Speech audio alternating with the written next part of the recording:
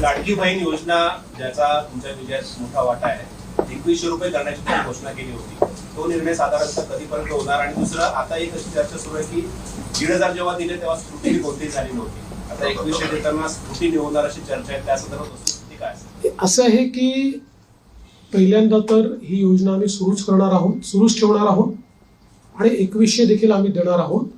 आता बजेटच्या वेळी त्याचा आम्ही विचार करू आणि शेवटी आपले सगळे आर्थिक सोर्सेस जे आहेत हे सोर्सेस योग्य प्रकारे चॅनलाइज झाल्यानंतरच आपल्याला ते करता येतं. त्याच्यामुळे ते करण्याचा निर्णय पक्का आहे. जी आश्वासनं दिली ती आश्वासनं पूर्ण करू.